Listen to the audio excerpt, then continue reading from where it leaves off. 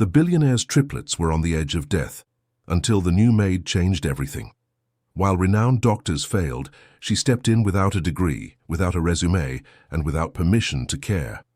With stories, color, and affection, she sparked a reaction no one could explain.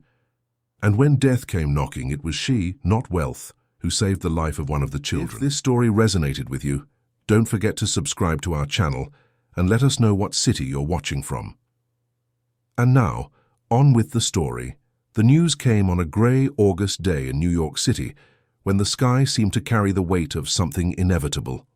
In the impeccable Park Avenue office, surrounded by diplomas on the walls and a panoramic view of the city that never sleeps, Dr. Henry Campbell held the test results with steady hands, but his eyes revealed something no framed degree could fix. Across the desk, sitting in a posture that attempted to convey control, was Edward Collins, a 46-year-old man whose commanding presence filled any room. Perfectly cut graying hair, a tailored suit, a Swiss watch on his wrist. Everything about him communicated power, success, and mastery over every detail of his life. But there, in that moment, none of it mattered. His three girls, Maya, Hannah, and Sophie, identical triplets of only 9 years old, were facing a battle that not even the entire Collins family fortune could win. A grave diagnosis, a delicate prognosis, slim chances. Words that sounded like sentences, delivered with the technical coolness required of someone who must communicate the unbearable. Edward listened without blinking, without moving, without showing the fracture he felt inside. He asked objective questions, jotted down numbers, names of specialists, experimental treatments available in other countries. He transformed his pain into logistics, as he always did with anything that threatened to destabilize him. When he left the office, he didn't go home. He went straight to the headquarters of the real estate development firm he had built with his own hands, where he would spend the next few hours signing contracts, reviewing blueprints, and maintaining the illusion that he still controlled something, because if he stopped to feel, everything would crumble. And Edward Collins couldn't crumble, not now, not ever. The townhouse where they lived was on the Upper East Side, one of the most exclusive neighborhoods in Manhattan. Surrounded by high walls and leafy trees, the property had been designed to be a sanctuary, but in recent months, it had become something different. The children's bedrooms, once filled with colors, laughter, and the typical mess of kids, were now silent spaces, organized with hospital-like precision. Medical equipment had replaced toys. Nurses had become part of the daily routine. The smell of medicine competed with the scent of flowers that arrived weekly, sent by acquaintances who didn't know what to say but wanted to show their support. The three girls, so alike that even the longest-serving staff members still confused them, had changed since it all began. Maya, the most talkative one, who used to fill the house with made-up stories and off-key songs, was now quiet, watching the garden from her window. Hannah, the insatiably curious one who was always asking how things worked, no longer showed the same interest in the world around her. And Sophie, the most sensitive one, who would cry during movies and get emotional over birds in the backyard, seemed to have learned to keep everything inside, as if protecting others from her own sadness. The absence of their mother, Catherine, weighed like an invisible shadow over everything. 3 years earlier, she had passed away suddenly, leaving a void no one in the house knew how to fill. She was the one who balanced Edward's rigidity with tenderness, who turned the mansion into a home, who taught the girls that affection wasn't a weakness. After she was gone, Edward closed himself off even more, as if feelings were doors that had to be locked for life to keep functioning. He hired the best professionals, ensured they lacked for nothing, but he never again allowed himself to be truly present. It was easier to be the provider than the father. It was Mrs. Martha, the housekeeper who had worked in the home for 15 years, who suggested hiring someone to be closer to the girls, not just another nurse or physical therapist, but someone who could bring companionship, conversation, presence. Edward initially dismissed the idea as unnecessary. There was an entire team taking care of everything. But the girls were becoming more and more isolated, and even he, so distant, could see it. The woman who arrived at the townhouse 2 weeks later was nothing like what Edward expected. Her name was Beatrice Miller. She was 38, and she was from Yonkers. Her resume was modest. She had worked in a few family homes, cared for the elderly, and assisted at private schools. Nothing that justified her presence in an environment where renowned doctors circulated daily. But there was something in her eyes that Mrs. Martha had noticed in the interview, something not written on paper, true empathy, the kind you don't learn in a course. Beatrice didn't wear scrubs, she didn't carry a clipboard, she didn't speak in technical terms. On her first day, she walked into the girls' room with a shy smile, a floral tote bag, and a simplicity that contrasted with everything around her. She sat on the floor, opened the bag, and pulled out a few jars of tempera paint, brushes of various sizes, and sheets of paper. Without asking permission, without following protocol, she simply started to paint. Maya was the first to approach, curious. Then Hannah. Sophie watched, from a distance, but her eyes shone with something that seemed forgotten, interest. During that first week, the household staff didn't know how to react. Beatrice broke unwritten rules. She opened windows when everyone thought they should stay closed. She played music, not the soft instrumental melodies that usually filled the space, but upbeat pop songs, even some country music that she hummed off-key. She brought flowers from the garden into the bedrooms. She told absurd, made-up-on-the-spot stories that made the girls laugh even when they had no strength. She painted their nails vibrant colors, hot pink, metallic purple, lime green. And, most unsettling of all, she touched them naturally as if she wasn't afraid. She hugged them, combed their hair, held their small hands in hers. Edward, when he finally saw her for the first time, was taken aback. He had expected someone more formal, more aligned with the household standards. Beatrice wore simple clothes, worn-out sneakers, her hair tied back in a practical ponytail. She spoke with a slight accent, without policing her words. She laughed loudly. She showed no intimidation in his presence, which was rare. Most people who entered that house measured every word when addressing Edward Collins. But it was his daughters who revealed the real change. In the first few days, there were small signs.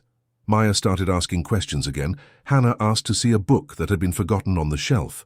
Sophie, the most reserved, let Beatrice braid her hair, and for the first time in weeks she smiled. It wasn't much, but it was something. And in a house where everything seemed suspended, waiting for the worst, something was extraordinary. The doctors, when they visited the girls, didn't know how to interpret it. Beatrice didn't interfere with the treatments, but her presence transformed the atmosphere. There were days the girls ate better after she told a funny story.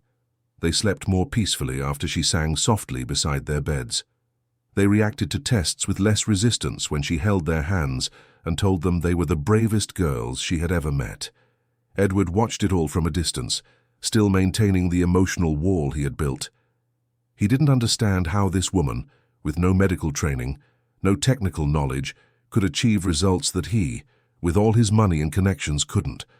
Part of him felt gratitude. Another part, suspicion. And a third part, which he refused to admit, felt envy. Envy of how Beatrice could connect with his daughters in a way he no longer knew how. One afternoon he found her in the garden. Beatrice was sitting on a wooden bench, alone, looking at the horizon with an expression he couldn't decipher. There was something heavy there, an old sadness she carried and hid well when she was near the girls.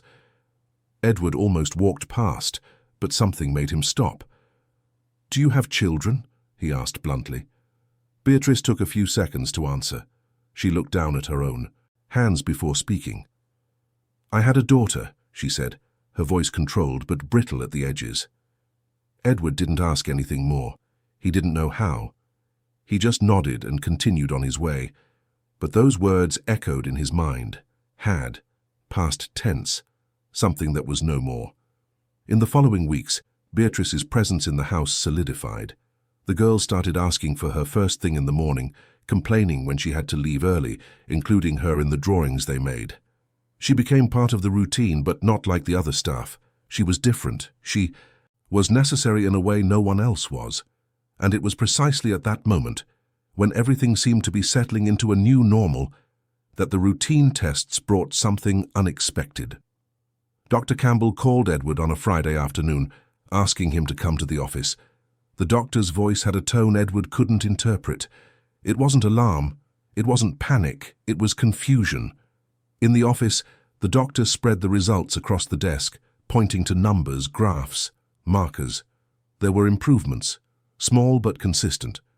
Nothing that could be attributed to the current treatments because technically those treatments had already proven ineffective. Edward listened, trying to find a logical explanation. He asked for second opinions. He questioned the methodology. He demanded new tests. But the truth was, something was changing, and no one could explain what. When he returned home that night, Edward found the three girls in the living room, something that hadn't happened in months. They were sitting on the rug, surrounded by paper, glue, glitter, and safety scissors. Beatrice was with them, helping them put together what looked like an impromptu party. Maya was laughing as she glued paper stars to the wall. Hannah was drawing colorful invitations. Sophie was humming a song Beatrice had taught her. Edward stopped at the doorway watching. Something inside him, a part that had been locked away for years, began to give way. For the first time in a long time, he allowed himself to feel something other than control. He felt fear, he felt hope, he felt love, and he realized that maybe he had been running from the wrong thing all along. Beatrice looked up at him and smiled, a discreet but sincere smile. Edward didn't return it, he still couldn't, but he gave a slight nod. It was a small, almost imperceptible gesture, but for anyone who knew Edward Collins, it was almost a surrender.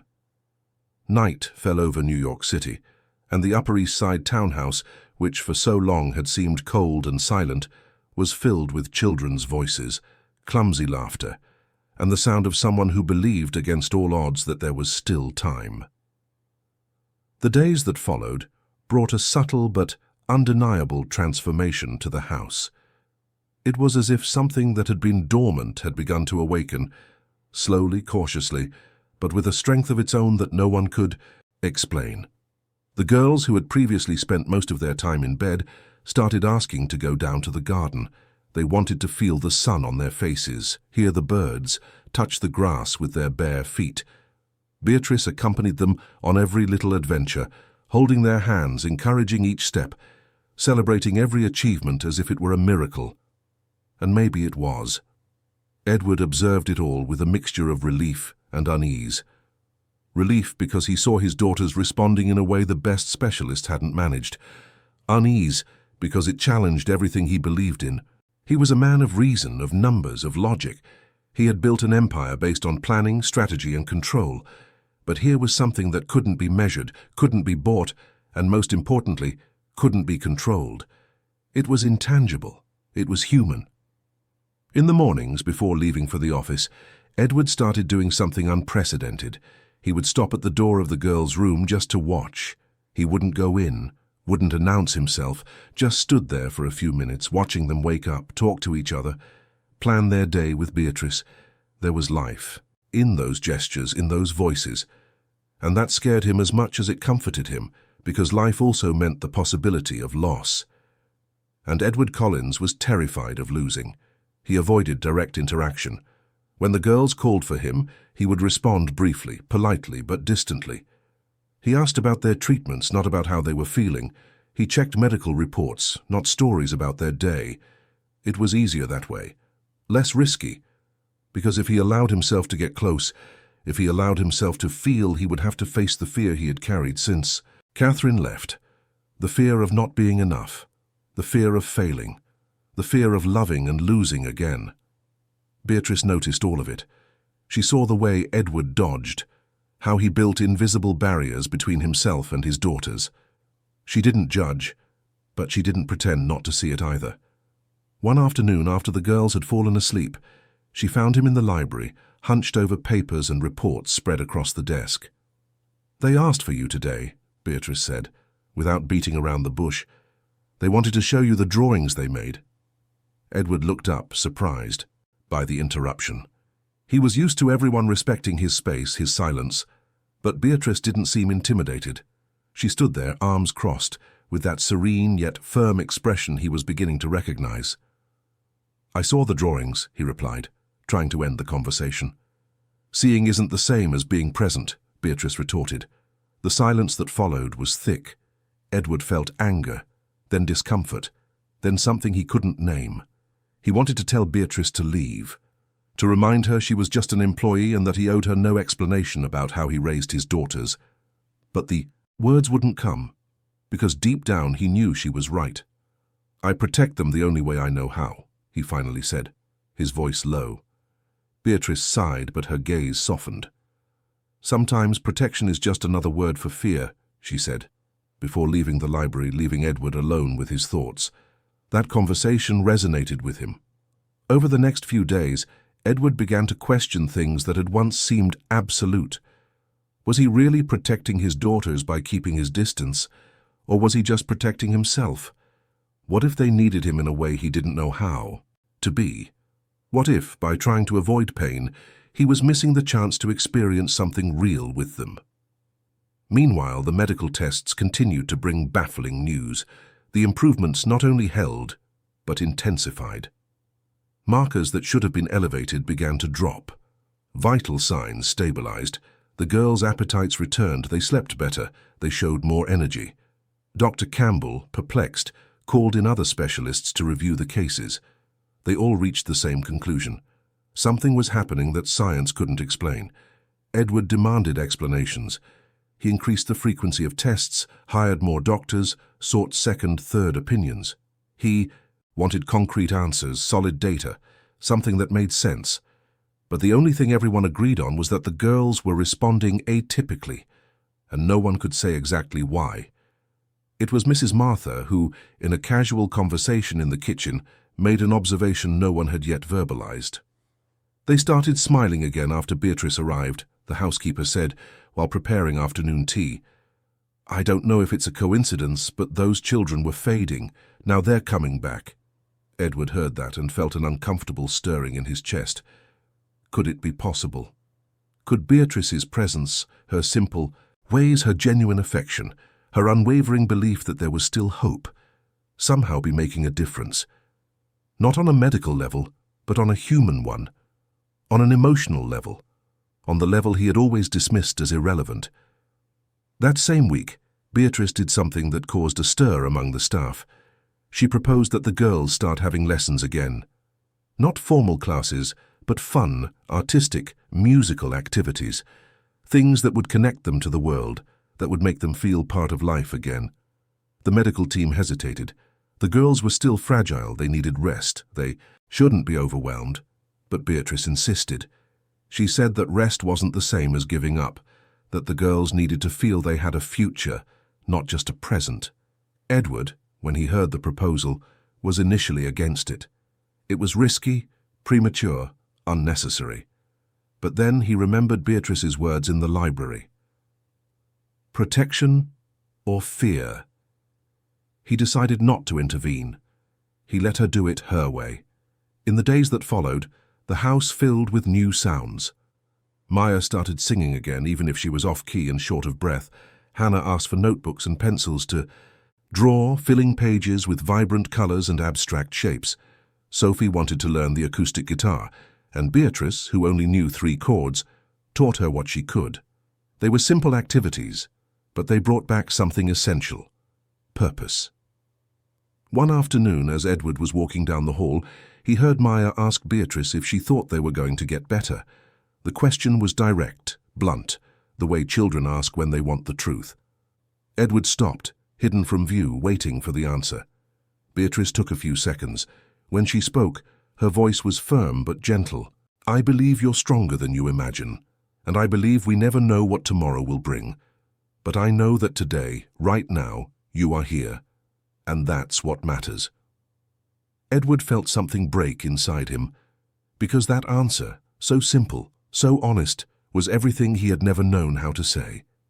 He stood in the hallway for a long time after the voices faded, trying to understand why those words affected him so deeply. That night, for the first time in years, Edward didn't go straight to his room. He went to the den where the family albums were kept, old photos, stored memories. He opened an album he hadn't seen in a long time. There were pictures of a pregnant Catherine, smiling, her hands on the belly that carried the three girls. Photos from the day they were born, so small, so fragile, yet so full of life. Catherine holding each of them, with that look of absolute love he had never been able to replicate. He turned the pages slowly. He saw the girls growing up, learning to walk, to talk, to laugh. Catherine was in almost every photo, always present, always close. And him? He was in a few, always more distant, more serious, more busy. Even when Catherine was alive, he had kept himself on the sidelines, as if affection were a foreign territory he didn't know how to navigate. When Catherine passed, Edward felt he had lost not only his wife, but the bridge that connected him to his daughters. She was the translator, the mediator, the one who understood both sides. Without her, he didn't know how to reach them, and instead of trying, he pulled away. He believed that being the provider was enough, that giving them everything materially would compensate for his emotional absence. But looking at those photos, he realized how wrong he had been. He closed the album and went up to the girls' room. The door was ajar. They were asleep, each in her own bed, their faces relaxed, their breathing soft. Beatrice was sitting in an armchair between the beds, reading a book by the light of a small lamp.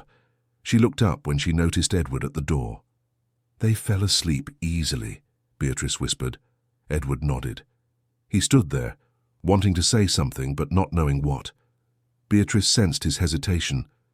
"You can come in," she said gently. "They like it when you're around, even if they don't say it." Edward entered slowly, as if stepping into a sacred space. He approached Sophie's bed, the closest one. He watched his daughter's delicate face, her hair spread across the pillow, her small hand clutching a teddy bear. He felt the urge to touch her, to stroke her hair, to say he was there. But he couldn't. The barrier was still too strong. Beatrice watched it all in silence. She didn't push, didn't judge. She was just there, witnessing this fragile moment of a father trying to reconnect with his own humanity. After a few minutes, Edward left, but before closing the door he looked at Beatrice and said, almost inaudibly, "Thank you." She smiled. She didn't say anything back. She didn't need to. In the days that followed, something in Edward shifted. It wasn't a radical transformation, but small gestures that revealed an internal movement. He started asking the girls about their day, not just about their tests. He began having lunch at home a few times a week. He brought them new books, suggested movies, even proposed a walk in the garden with them. The girls, initially surprised, gradually opened up. They showed him their drawings, sang the songs Beatrice taught them, told him their made-up stories. Edward listened, trying to learn this language he had forgotten. It wasn't easy. He often felt clumsy, out of place. But Beatrice was always nearby, facilitating the connections, creating spaces for a father and his daughters to find each other again. And then, on a sunny afternoon in September, something happened that would change everything. Maya, in a sudden impulse, asked if they could have a party, a birthday party, even though their birthday was still months away. She wanted balloons, cake, music, laughter. She wanted to celebrate. The proposal landed like a bombshell. The medical team thought it was absurd. The girls were still in treatment. It was no time for celebrations. Edward's instinct was to say no. It seemed premature, risky, inappropriate. But then he looked at Beatrice, who had a different kind of sparkle in her eyes, a sparkle that said, "This is important." And for the first time, Edward decided to trust. The decision to have the party sparked mixed reactions among everyone in the townhouse. Mrs. Martha, ever pragmatic, thought the idea was hasty. The nurses exchanged worried glances.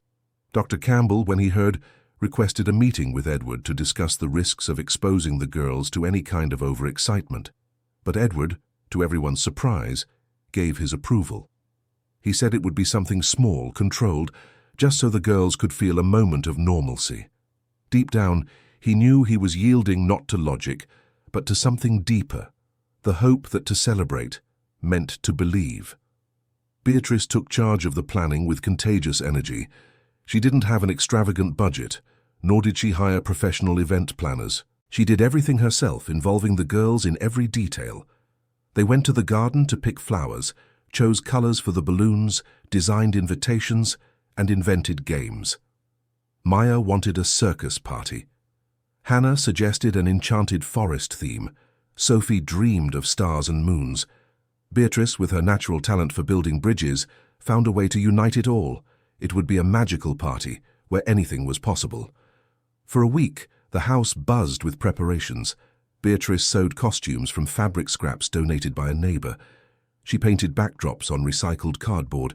She rehearsed songs with the girls, who sang off-key but happily. Edward watched it all with a mix of admiration and disbelief. This woman with minimal resources was creating something that he, with all his money, could never buy. Genuine joy. There was a moment, 3 days before the party, when Edward found Beatrice alone in the kitchen late at night making the final touches on the costumes. She was focused, patiently sewing by hand, her face tired but serene. He stood in the doorway watching until she noticed his presence. "I thought you'd be asleep by now," Beatrice said without stopping her work. "I haven't. Been sleeping well lately," Edward replied, stepping into the kitchen. He stood there, unsure what to do with his hands. "Why are you doing all this?" Beatrice paused, looked at the costume she was holding, and then at him. "Because they deserve to feel there's something beyond the pain. Because to celebrate is to resist. Because I wish someone had done this for my daughter." Edward felt the weight of those words. "Your daughter," he said hesitantly. "What happened?" Beatrice took a deep breath. She began to speak, and for the first time she told him her full story. She told him about Laura, her 6-year-old daughter, who had fought the same battle the triplets were now facing. She told him about the treatments that didn't work, the doctors who gave up, the cold hospital where Laura spent her final days. She told him about the promise she made beside that empty bed, to never again let a child face that without love, without hope, without someone who believed in them, until the very end. When she finished, silent tears were streaming down Beatrice's face. Edward, for the first time in years, felt his own defenses crumble. He moved closer, not knowing exactly what to do, and placed a hand on her shoulder in a clumsy but sincere gesture. "I'm so sorry," was all he could manage. Beatrice wiped her tears and smiled, a sad but resilient smile. "Me too. But that's why I'm here, so that something good can come from so much pain." That night, after returning to his room, Edward couldn't sleep. He stared at the ceiling, thinking about everything. He thought about Catherine, how she would have known exactly what to do in that moment. He thought about Beatrice, who had turned her tragedy into purpose. He thought about his daughters, who were learning to dream again. And he thought about himself, about how many opportunities to be present he had wasted out of fear of feeling. The eve of the party arrived with a sky full of dark clouds. The forecast called for a severe thunderstorm that night. Edward suggested postponing, but the girls were already too excited. Beatrice assured him they would do everything indoors, that it would be safe. So they stuck to the plan. During the day, the house was decorated with colorful balloons, crepe paper streamers, and drawings taped to the walls. Maya, Hannah, and Sophie ran through the halls, tired but laughing, playing, living. Beatrice kept up with them, making sure they didn't overdo it, but allowing them to be kids. Edward, for the first time, actively participated. He helped hang decorations, arranged chairs, and even improvised a master of ceremonies speech that sent the girls into fits of laughter. In the afternoon, as the rain began to fall outside, everyone gathered in the main living room. There was a simple but beautiful cake made by Mrs. Martha. There was music playing, laughter echoing, and a sense of lightness that had seemed impossible weeks ago. The girls wore their costumes, feeling like princesses, fairies, stars. Beatrice took pictures with an old camera, capturing every smile, every hug, every moment. Edward, watching it all, felt something he hadn't experienced in years. Peace, a fragile, temporary but real peace. He looked at his daughters and, for the first time since Catherine passed, allowed himself to believe that maybe there was a future. Maybe there was hope. Maybe he didn't have to go through this alone. Night fell, and with it the storm intensified. Thunder shook the house. Rain pounded against the windows. The power flickered a few times, but the generators kept everything running. The girls, tired but happy, were taken to their rooms. Beatrice helped them change, brush their teeth, and get into bed. Edward stood at the door, observing the routine he had once completely delegated. When Beatrice was done, he stepped inside. "Good night, girls," he said, his voice softer than usual. "Good night, Daddy," they replied, almost in unison. Edward sat on the edge of Maya's bed, something he hadn't done in a very long time. The girl looked at him with surprise and joy. "Did you like the party?" he asked. "It was the best party in the world," Hannah answered from the next bed. "Even without clowns or a bouncy castle?" Edward teased, a small smile forming. "Because it had love," Sophie said from the third bed, with the disarming sincerity that only children possess. Edward felt a lump in his throat. He couldn't respond. He just nodded, kissed each of them on the forehead, something he hadn't done in years, and left the room before the tears threatening to fall became visible. Beatrice found him in the hallway. "I'm proud of them and of you," she said. "I didn't do anything," Edward replied. "You were present, that's everything." They went to sleep believing the worst was over, that the storm was just weather, that tomorrow would be a new day full of possibilities. But life has a cruel way of reminding you that control is always an illusion.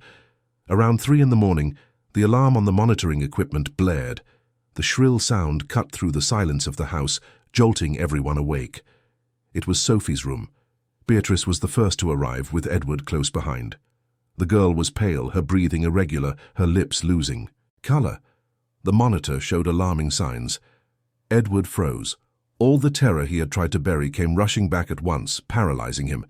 Beatrice, on the other hand, sprang into action. She called for the nurses, told someone to call Dr. Campbell, and started checking vital signs, following the protocols she had learned from watching the medical team. Maya and Hannah woke up with the noise, terrified. Mrs. Martha took them to another room, trying to calm them.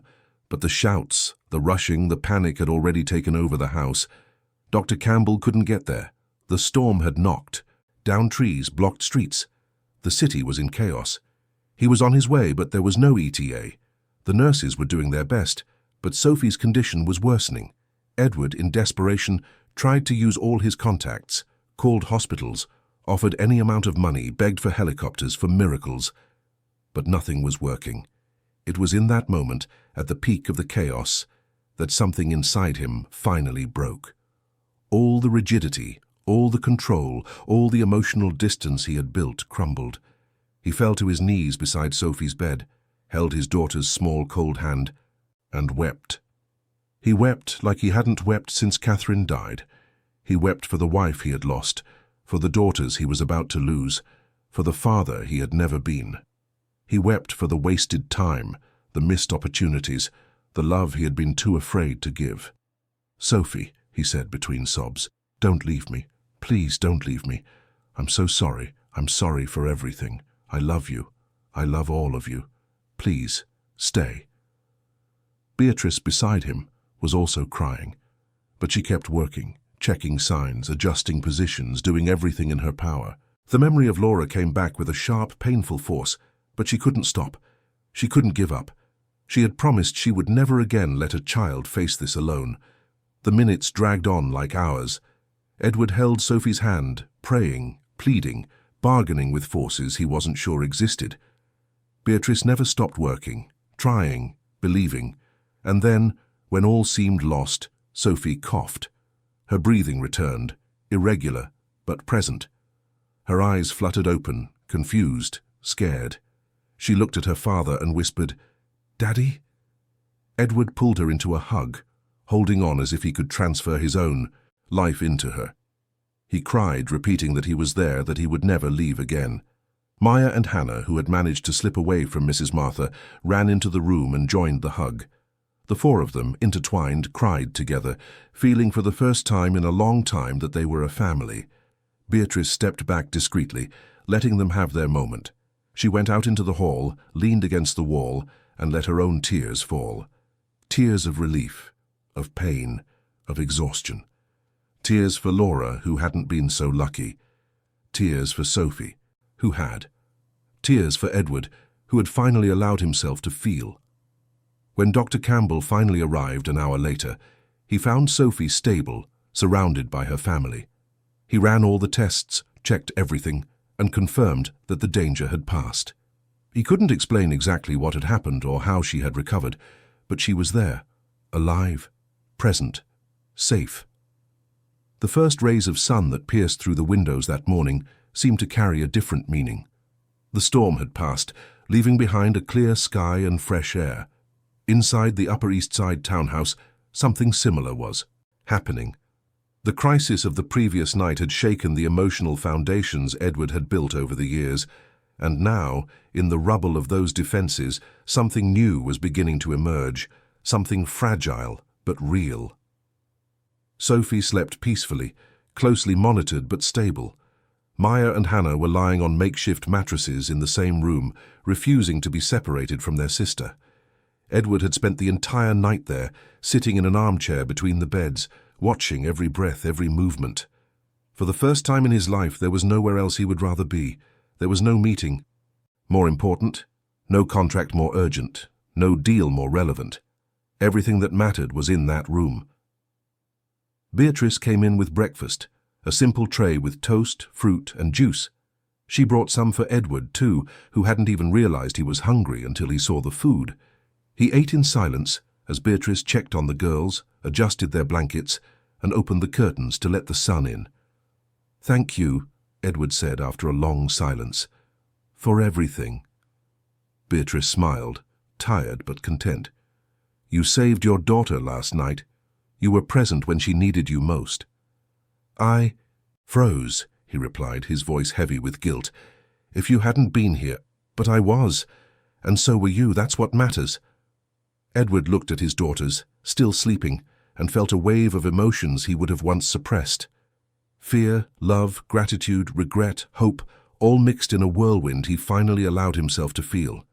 He had spent so much time running from it, believing that feelings were weaknesses, that control was protection. But the night before had proven the opposite. Love wasn't a weakness, it was the only real strength he possessed. The days that followed brought a different routine to the house. Edward cancelled appointments, rescheduled trips, delegated responsibilities at work. For the first time in decades, he truly put his family first, not just in words. He spent his mornings with the girls, helped with their physical therapy exercises, read stories before bed, and learned to braid their hair with tutorials Beatrice patiently taught him. The girls, initially surprised, soon adapted to their father's new presence. Maya would ask him to draw with her. Hannah would ask him to explain how things worked, and he, always so technical, discovered a new pleasure in simplifying the complex world for a child's curiosity. Sophie, the most sensitive, would just nestle beside him in moments of fatigue, and Edward learned that sometimes a silent presence was worth more than 1,000 words. Beatrice watched it all with a mix of joy and melancholy. Joy because she saw the family reconnecting, because the girls were improving not just physically, but emotionally. Melancholy because it all reminded her of what she couldn't have with Laura. But there was no bitterness in her sadness. There was acceptance. There was a sense of purpose fulfilled. One afternoon, while the girls were playing, in the garden under Mrs. Martha's supervision, Edward asked Beatrice to join him in the library. She entered apprehensively, unsure of what to expect. "I'd like to do something," Edward began, choosing his words carefully. "Something in memory of your daughter. I know nothing can bring Laura back, but I'd like to honor her memory, and I'd like to do it with your permission." Beatrice felt tears well up, but she smiled through them. "What do you have in mind?" "A garden, here on the grounds, a space dedicated to her, with the flowers she liked, a place of peace, of beauty, of remembrance. The girls can help take care of it. It would be a way to teach them about love, about memory, about how something good can be born from pain." Beatrice covered her face with her hands, overcome with emotion. When she composed herself, she looked at Edward with a gratitude that went beyond words. "That would be the most beautiful thing anyone has ever done for me, and for her." In the following days, the garden project took shape. Edward hired landscapers, but he let Beatrice and the girls choose everything: the flowers, the colors, the Layout. Maya wanted sunflowers because they were cheerful. Hannah suggested lavender because she had read it attracted butterflies. Sophie asked for jasmine because the scent reminded her of something good, even if she couldn't explain what. Beatrice told the girls about Laura. She told them how brave, funny, and curious she was. She told them about the dreams Laura had, the songs she liked, the stories she made up. The girls listened with respectful attention, and somehow they felt a connection to this girl they had never met, but who was being remembered with so much love. When the garden was finished weeks later, they held a small ceremony. Just the family, Beatrice and Mrs. Martha. They placed a simple wooden plaque with Laura's name and a phrase Beatrice had chosen, so that love and hope may always bloom. The girls promised to take care of the garden every day, and they did. Even on days when they felt tired, they would go out, water the plants, talk to the flowers, and sit on the wooden bench Edward had installed. That space became sacred, not a place of sadness but of renewal. Meanwhile, the medical tests continued to bring news that defied all scientific logic. The girls not only stabilized, but began to show clear signs of recovery. Markers that were once alarming now fell within normal ranges. Their bodies were responding, their energy was returning, their prognosis was changing. Dr. Campbell, after months of monitoring, finally used a word that had once seemed impossible: remission. Edward, when he heard it, didn't celebrate with euphoria. He cried. He cried with relief, with gratitude, with a fear that could finally be released. Beatrice was by his side and they hugged, two people who had walked through the valley of the shadow of death and now saw the light on the other side. The months passed, bringing profound transformations. The house that once smelled of medicine and fear now echoed with laughter, music, and loud voices. The rooms that had been makeshift hospital wards returned to being children's bedrooms, with toys scattered about, drawings taped to the walls, and the organized chaos typical of childhood. Edward learned to let go of control, to allow for imperfection, to value moments over achievements. He discovered that being a father wasn't about providing everything, but about being present for everything and nothing. He learned to listen to stories without rushing, to hug for no reason, to say "I love you" every day, sometimes several times a day, because now he knew those words mattered. Maya started singing again, now with slightly better pitch but the same contagious joy. Hannah resumed her studies with a voracious appetite, reading books on science, art, philosophy, anything that sparked her insatiable curiosity. Sophie went back to playing the guitar, now with proper lessons Edward arranged, and her gentle melodies filled the house on weekend afternoons. Beatrice continued to work with the family, but she was no longer just an employee. She was part of them. She was the bridge that had connected what was broken, the light that had illuminated the path when all seemed dark. The girls called her Aunt B, and Edward, in moments of deep gratitude, even said that she had saved not only his daughters but him as well.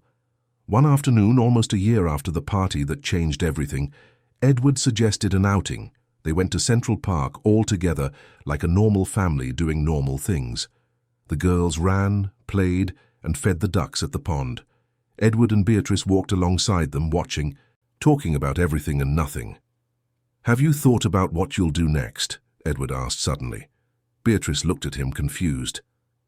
"Next? After what?" "After the girls no longer need special care. When all of this is just a memory."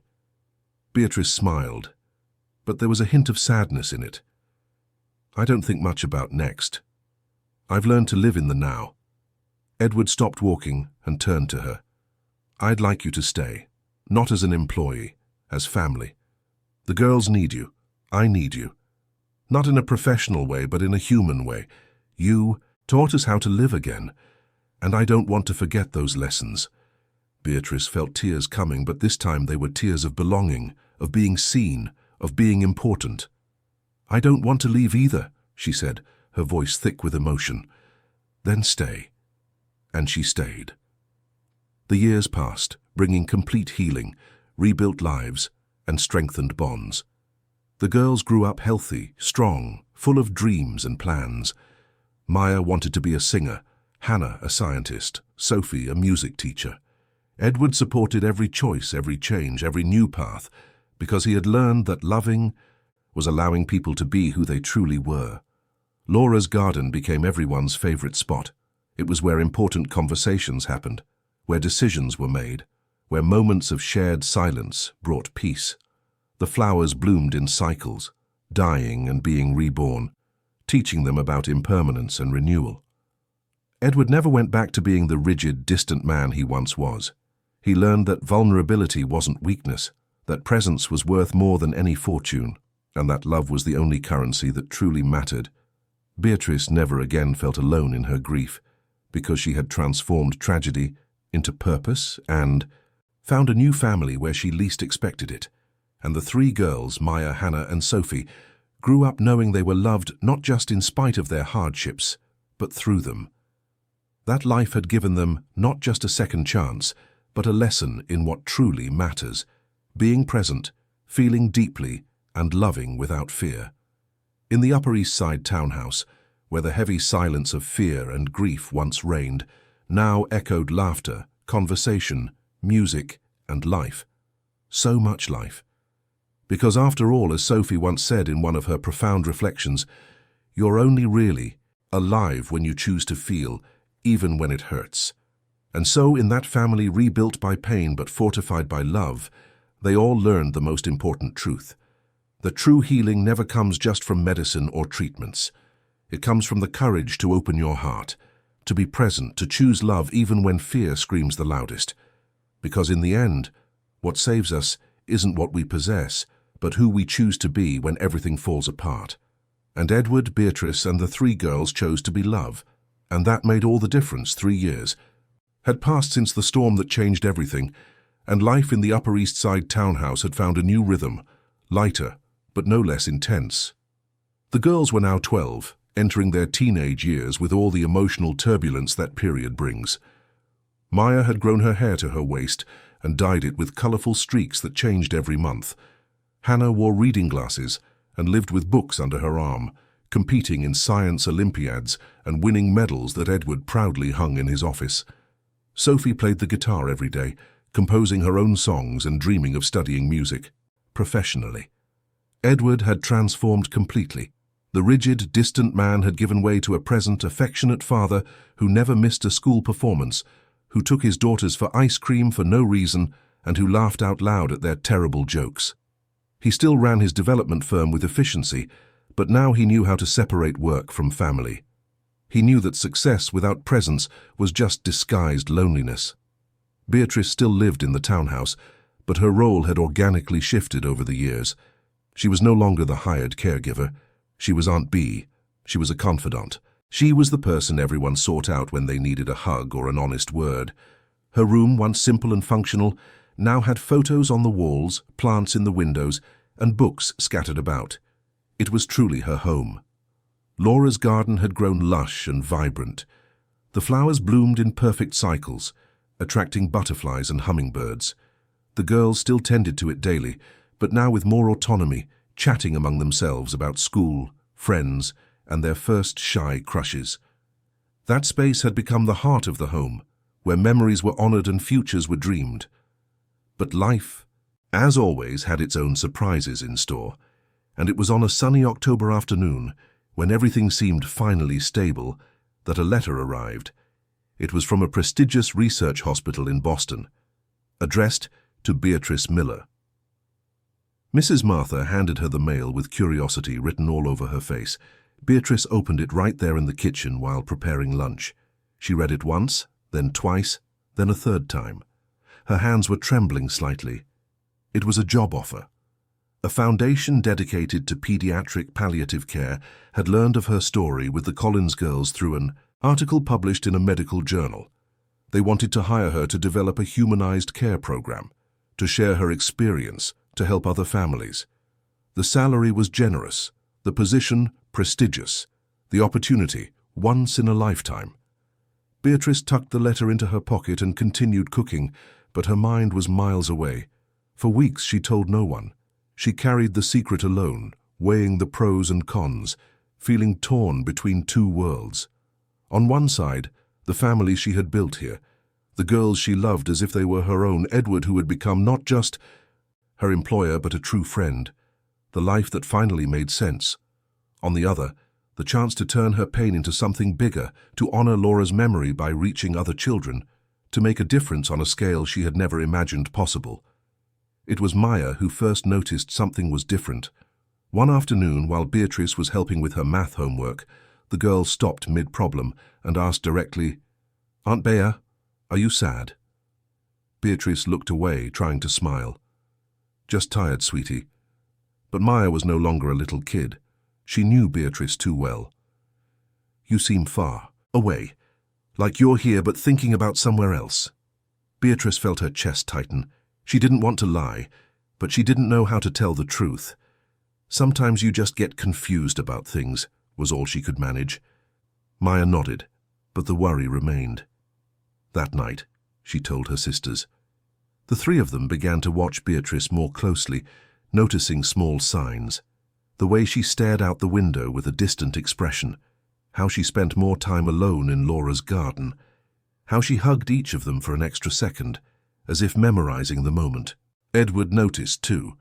One night after the girls were asleep, he found Beatrice sitting in the garden under the soft glow of the landscape lights. He sat down beside her without asking. "Are you going to tell me, or do I have to guess?" he asked, his tone gentle but direct. Beatrice took a deep breath. She pulled the letter from her pocket, already crumpled from being folded and unfolded so many times. She handed it to Edward without a word. He read it slowly in the dim light. When he finished, he was silent for a long time. "It's an incredible opportunity," he finally said, his voice controlled. "I know," Beatrice replied. "You deserve this. You deserve to be recognized for what you do.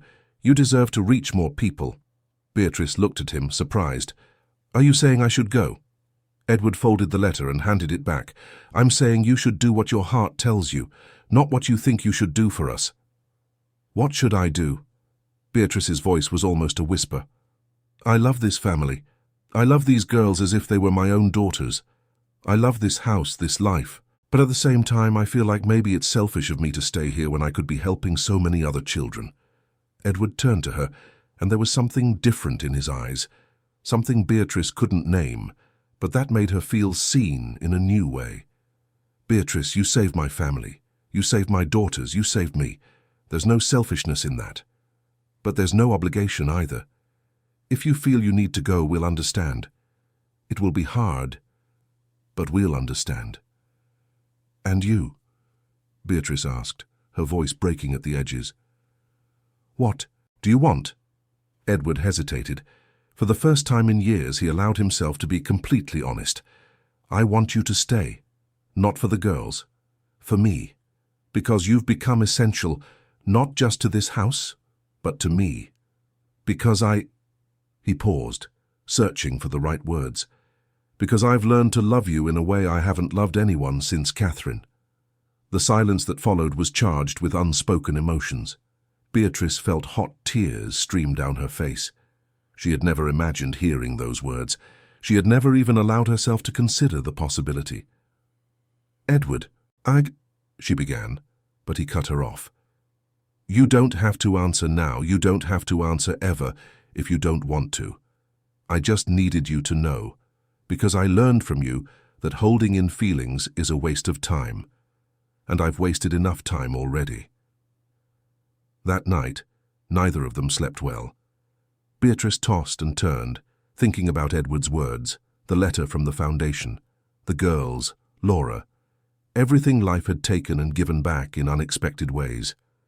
Edward stayed in his office looking at old photos, reliving moments, trying to imagine life without Beatrice and realizing he didn't want to. Over the next few days, the tension was palpable. The girls knew something was going on, but no one spoke of it openly. Until Hannah, always the most direct, gathered her sisters and decided they needed the truth. They went to Beatrice on a Saturday afternoon. "Aunt Bea, we need to talk," Hannah said, with a seriousness that seemed beyond her 12 years. Beatrice sat on the floor with them, forming a circle like they used to when they were younger. "What is it, sweetie?" "Are you leaving?" Sophie asked, her eyes already welling up. Beatrice felt her heart shatter. She looked at each of them, at the faces she had watched grow, at the girls she had helped save, and who in the process had saved her too. "I got a job offer, in Boston. It's a chance to help a lot of children." Maya hugged her knees, trying to hold back her emotions. "Aren't we enough?" "It's not that," Beatrice said, pulling Maya close. "You are everything to me. But sometimes you feel called to do something bigger. And I don't know if I should follow that call or if I should stay where my heart is." "Your heart is here," Sophie said, with that profound simplicity only she possessed. "We can feel it," Beatrice cried.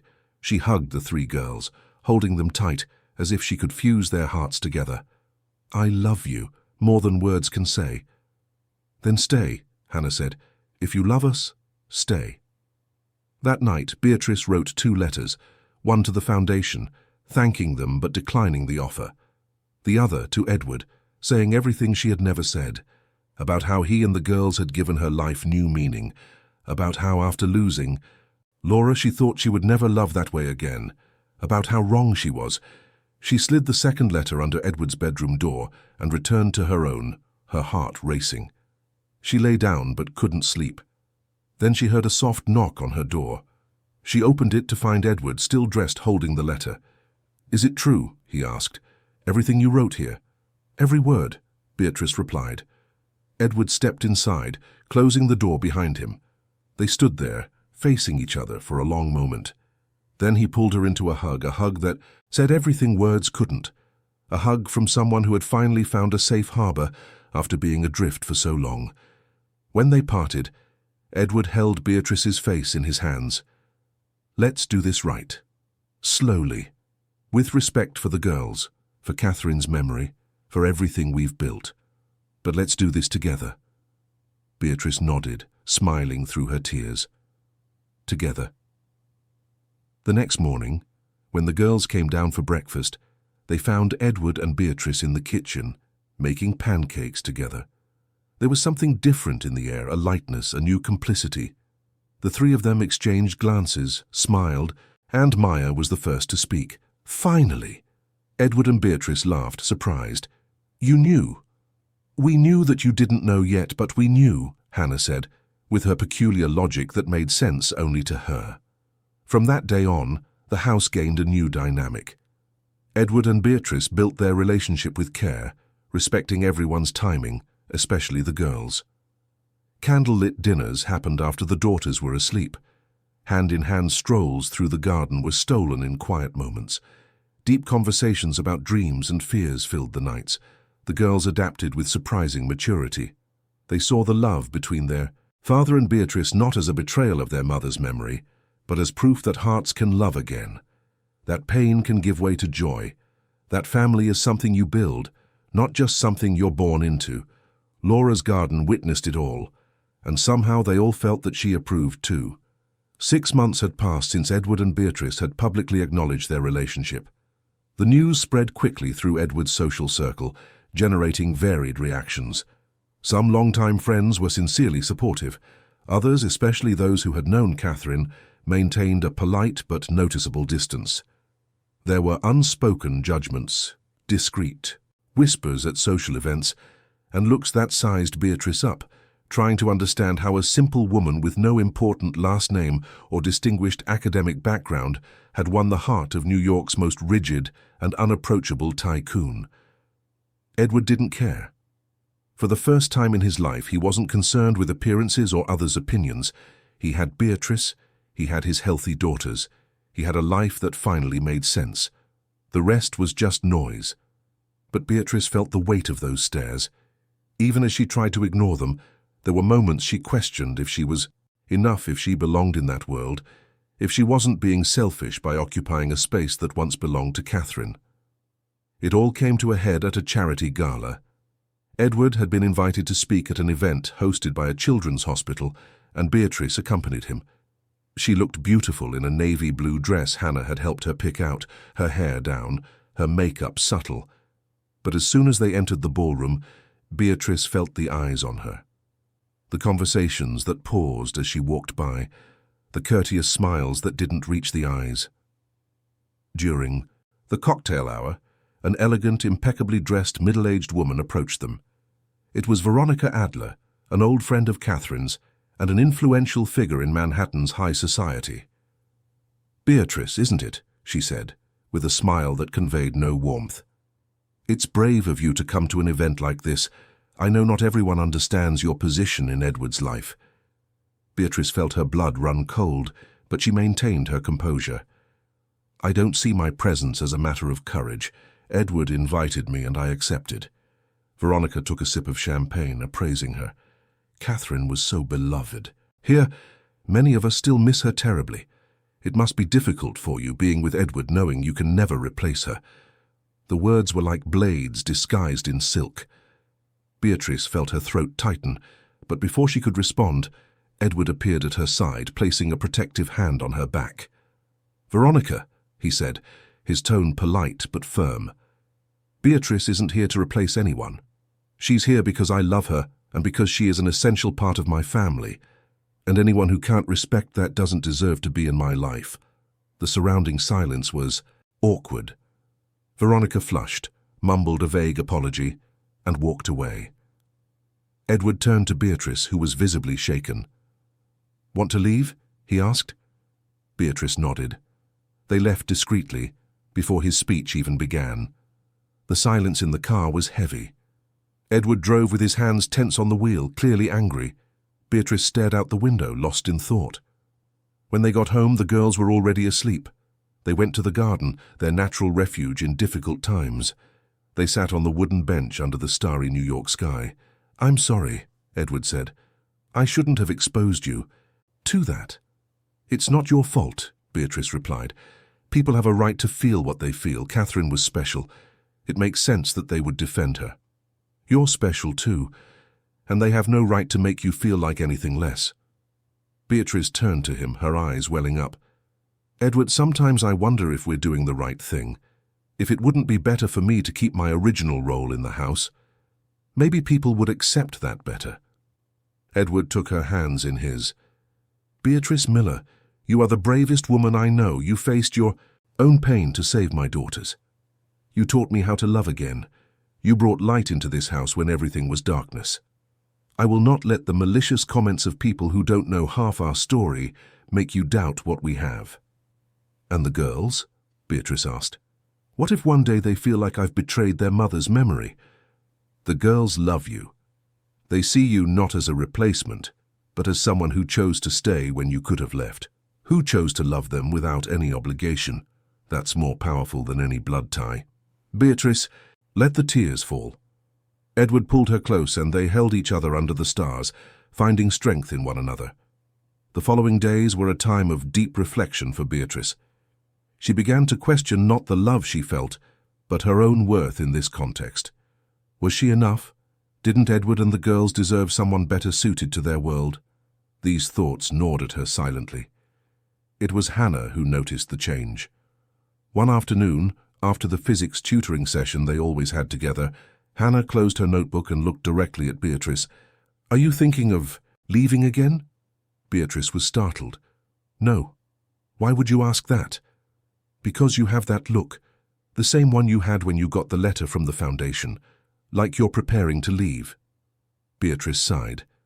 "Sometimes I wonder if I'm being selfish. Your father deserves someone who fits better in his world." Hannah, ever the analyst, replied with devastating logic. "Aunt Bea, do you know the definition of belonging? It's not about where you were born or what degree you have. It's about where your heart finds peace, and my dad's heart found peace with you, so did ours. So you already belong." Those words, coming from a 12-year-old girl, carried a wisdom that disarmed all of Beatrice's defenses. She hugged Hannah, crying, and thanked her for being blessed with this family. But the universe still had lessons to teach. A few weeks later, an unexpected visitor arrived at the townhouse. It was Claire, Catherine's younger sister, who lived in Chicago and kept in sporadic contact with Edward and the girls. She hadn't been told about the relationship between Edward and Beatrice. When she saw the two of them together, holding hands in the garden, the shock was palpable. Edward introduced Beatrice and explained the situation honestly. Claire, a 35-year-old woman with a fiery temper, did not react well. "How could you?" she said, directing her anger at Edward. "Catherine has only been gone 6 years, and you've already replaced her. And with who? An employee." The words were like punches. Beatrice stepped back, giving them space for a family argument. Edward, however, wouldn't let it slide. "Beatrice is not an employee. She's the woman I love, and Catherine has not been replaced. No one could ever replace her. But she also wouldn't want me and the girls to live trapped in the past forever." Claire was trembling with anger and grief. "You didn't even wait a respectable amount of time. What message does this send to the girls, that their mother was disposable?" "Don't talk like that," Maya's voice cut through the air. The teenager had appeared at the door, followed by Hannah and Sophie. The three were visibly upset, but determined. "Aunt B isn't replacing our mum. She's taking care of us in a way no one else could, and she saved us. Literally." Claire looked at her nieces, confused. "Saved you how?" the girls told her. They told her about the illness, the dark days, how Beatrice arrived and brought hope when everyone else had given up. They told her about the party, the crisis, how Beatrice and Edward together brought them back. They spoke with a maturity far beyond their years.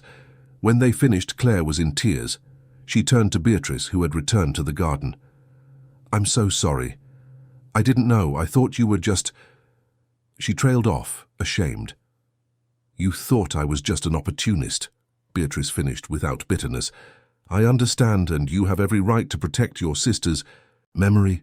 Claire approached, studying Beatrice with new eyes. "Catherine was my best friend. Losing her was devastating, and seeing Edward with someone else brought it all back. But I was wrong to judge without knowing the story." Beatrice extended her hand. "I have no intention of erasing Catherine. She will always be the girl's mother. She will always be important to Edward. I just want to build something new, without disrespecting what came before." Claire took the offered hand and then, on impulse, pulled her into a hug. "Thank you for taking care of them, for taking care of him." That moment of reconciliation was witnessed by the girls, who smiled in relief. Edward came closer, putting his arm around Beatrice. The family was expanding, not fragmenting. Claire stayed in New York for a few days. She spent time with her nieces, got to know Beatrice better, and saw how the household dynamic worked. On her last day, she asked to speak with Edward privately. "Catherine would be happy," she said, her voice thick with emotion. "She always wanted you to be happy. And to see the girls like this, so alive, so loved, it's everything she would have wanted." Edward hugged his sister-in-law, thanking her for understanding. When Claire left, she left behind a blessing they all needed, but hadn't known they were seeking. That night, Edward asked Beatrice to go for a walk around the neighborhood. They strolled hand in hand through the tree-lined streets of the Upper East Side, talking about everything and nothing. When they returned home, Edward led her to Laura's garden. He knelt before her, pulling a small box from his pocket. Beatrice covered her mouth with her hands, her eyes wide. "Beatrice Miller," Edward said, his voice firm but emotional. "You gave me my life back. You taught me to love without fear. You gave me a second chance to be the man and the father I always should have been. I don't know what the future holds, but I know I want to live it by your side. Will you marry me?" Beatrice was crying, nodding before the words could even come out. "Yes. Yes. 1,000 times yes." Edward placed the ring on her finger, and they kissed under the scent of the jasmine, witnessed by the flowers that honored Laura's memory. And somehow, they all felt that she was celebrating too. The wedding preparations took over the following months, with a contagious energy that turned the townhouse into a whirlwind of lists, decisions, and minor arguments over seemingly enormous details. Edward wanted something grand, elegant, befitting his social status. Beatrice preferred something intimate, with just close family and friends. The girls wanted a bit of everything: a princess dress for their stepmother, flowers everywhere, a 3-tiered cake, and most importantly, to be bridesmaids in the ceremony. They reached a compromise. It would be a celebration in the townhouse garden, the same garden that had witnessed so many transformations, so many tears and smiles. Laura's garden would be the backdrop, and that held a profound meaning for everyone. It was a way to honor the past while celebrating the future. It was a way of saying that love and memory could coexist without conflict. Maya took on the role of general coordinator, organizing colorful spreadsheets with schedules that changed daily. Hannah was in charge of the technical aspects, calculating the best angle for the altar based on the sun's position, choosing the ideal sound system, and ensuring every detail functioned perfectly. Sophie composed a special piece of music for Beatrice's entrance, a gentle melody that spoke of new beginnings and second chances. Mrs. Martha commanded the kitchen with absolute authority, overseeing every aspect of the feast. The menu was hand-picked, dishes that represented the family's history. There was the lasagna Beatrice made on Sunday nights, the risotto Edward learned to cook to impress her, and the brownies the girls loved to make with their Aunt Bee. Claire, who returned from Chicago specifically to help, surprised everyone by bringing a few boxes that had been stored in the attic of Catherine's old home. Inside were dresses, jewelry, photographs. With permission from Edward and the girls, Beatrice chose a delicate pearl necklace that had belonged to Catherine. She would wear it on her wedding day, not to replace, but to honor, to say that one story doesn't erase another, it simply continues. News of the wedding spread, and this time the reactions were overwhelmingly positive. The people who truly knew Edward saw the transformation in him and understood that this was real. Some, like Veronica, would never fully accept it. But Edward and Beatrice had learned that you can't please everyone, and that was okay. A week before the wedding, Beatrice woke up in the middle of the night with her heart pounding. She had dreamed of Laura. In the dream, her daughter was in the garden, running among the flowers, laughing in that way Beatrice missed so much. Laura turned to her and said, "It's okay, Mummy. You can be happy now." Beatrice woke up crying, but not from sadness, from release, as if she had finally received the permission she had been seeking for so long, permission to move forward without guilt, permission to love again, permission to live. She told Edward about the dream the next morning. He held her tight, understanding its profound significance. "She's proud of you," he said, "just like Catherine is proud of me for finding you." The wedding day dawned with a cloudless blue sky, a rare sight for September in New York. It seemed even the weather was conspiring in favor of their union. The townhouse was decorated with white and lilac flowers, Beatrice's favorites. Wooden chairs were arranged in a semicircle around an impromptu altar under the oldest tree in the garden. There were only 50 guests, each carefully chosen for representing something important in the family's journey. Beatrice got ready in her old room, now a temporary dressing room. The 3 girls were there helping with the dress, hair, and makeup. The dress was simple but elegant, in shades of ivory, with delicate lace and a cut that flattered her figure without being ostentatious. Her hair was swept into a loose bun with a few tendrils framing her face. Catherine's pearl necklace shone softly against her skin. "You look beautiful, Aunt Bea," Sophie said, with tears in her eyes. "Don't cry now, or I'll start crying too, and ruin everything," Beatrice joked, though she was emotional as well. Maya adjusted the veil. A light, transparent fabric Claire had brought. It was perfect. Hannah took photos with the digital camera she'd gotten for her birthday, wanting to capture every second of this historic moment. Downstairs, Edward waited at the altar with a nervousness he hadn't felt in decades. He wore an impeccable charcoal suit, no tie, with the collar unbuttoned for a casually elegant look. Dr. Campbell stood beside him as his best man, along with a few other long-time friends. Soft violin music filled the garden. When the wedding march, played on the guitar by Sophie, began, everyone stood. First came Maya and Hannah, lovely in their lilac dresses, scattering rose petals along the path. Then finally Beatrice appeared. Edward felt his breath catch. She was radiant, walking slowly, with a smile that lit up everything around her. There was no one to give her away, so she came alone, just as she had arrived at that house years ago, by her own choice, for love, by destiny. When Beatrice reached the altar, Edward took her hands and whispered, "You are the most beautiful woman I have ever seen." "And you're crying," she whispered back with a playful smile. "No, I'm not," he lied, discreetly wiping away a tear. The officiant, a family friend who knew their whole story, began the ceremony. He spoke of love that heals, of family that is chosen, of second chances and the courage to start over. He spoke of Catherine and Laura, not as haunting ghosts, but as stars that illuminated the path for those who remained. Then came the vows. Edward spoke first, his voice thick with emotion, but steady. Beatrice Miller, you came into my life when I was broken, lost, running from myself. You taught me that love isn't a weakness, it's the only strength that truly matters. You gave me back my daughters, you gave me back myself. I promise to stand by your side for all the days I have left, in the good, the bad, the extraordinary, and the completely ordinary. Because I've discovered that happiness isn't in grand achievements, but in the small moments by your side. Beatrice took a deep breath before she spoke, tears already streaming down her face. Edward Collins, when I arrived at this house, I was carrying a pain I thought would never heal. You and the girls taught me that healing doesn't mean forgetting, but learning to carry memory with love instead of weight. You gave me a new family when I thought I was destined to be alone. I promise to honor every day by your side. I promise to care for you and the girls with all the love I have.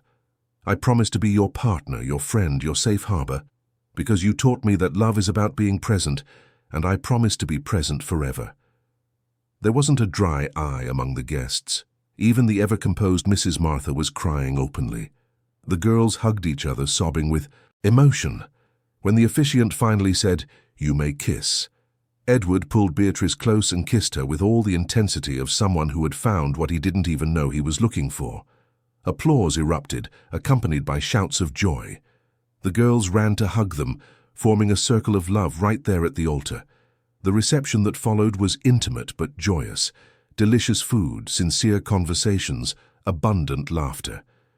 Sophie sang the song she had composed, accompanied by a string quartet Edward had hired as a surprise. Maya and Hannah gave a joint speech that was both funny and moving, recalling how it all began and thanking Beatrice for never giving up on them.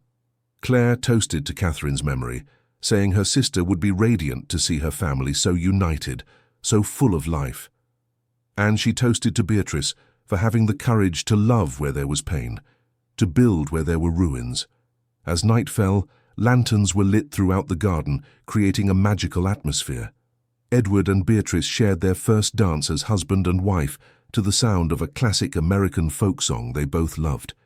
He wasn't a good dancer, stepping on her toes a few times, but it didn't matter. They were together and that was everything. Later the girls called them over for a surprise. They led the couple to Laura's garden, where they had planted a new tree, a cherry tree that, they said, symbolized new beginnings and the ephemeral beauty of life. Around the tree each had left a letter. Maya wrote about how Beatrice taught her to be strong, Hannah about how she showed her that emotional intelligence is just as valuable as academic intelligence, Sophie about how she proved that love is a daily choice. Edward and Beatrice read the letters right there, under the soft glow of the lanterns, crying and laughing at the same time. When they finished, they hugged the three girls and stood like that for a long time, knowing that this moment was special, sacred, and what truly mattered. The party went on late, but eventually the guests left, leaving just the family. Edward carried Beatrice over the threshold, a tradition she found silly but adored. The girls followed, laughing, joking about how their dad was getting too old for this stuff. That night, after everyone had gone to bed, Edward and Beatrice stood on the terrace looking at the stars, holding hands. "Can you believe it?" he asked. "Everything that's happened, how we got here." "Sometimes it feels like a dream," Beatrice replied, "but then I look at you, at the girls, at this house that has become my home, and I know it's real. Painfully, wonderfully real." "I love you, Beatrice Collins," Edward said, testing out her new name. "I love you too, Edward, forever." And there, on that terrace, on that starry night, after so much suffering and so much healing, they finally understood that they had found not just the happy ending they had been searching for, but the beginning of something even more precious, a life built on love, respect, and true presence. The years to come would bring challenges, of course. The girls' teenage dramas, decisions about college, first loves and heartbreaks. But they would face it all together as a family, because they had learned the most important lesson, that family isn't about perfection. It's about choosing to stay even when it gets hard. It's about loving through the pain, rebuilding after destruction, and believing in new beginnings. And in that Upper East Side townhouse where fear and grief once reigned, now there was only love. Love that healed, love that transformed, love that remained. End of story. Dear listeners, we hope this journey with Edward, Beatrice, Maya, Hannah, and Sophie has touched the deepest part of your heart. If you were moved by this story of new beginnings, transformation, and true love, please leave a like, subscribe to the channel, and share in the comments which moment stood out to you the most. Was it the first meeting between Beatrice and the girls, the night of the storm? The wedding proposal in Laura's garden? We want to know. Every day we bring you emotional stories that celebrate the strength of the human spirit, that remind us there is always hope even in the darkest of times, and that true love can save us in the most unexpected ways. Don't miss the next episode because every story we tell is a unique journey through the human heart. Thank you so much for joining us, and until next time.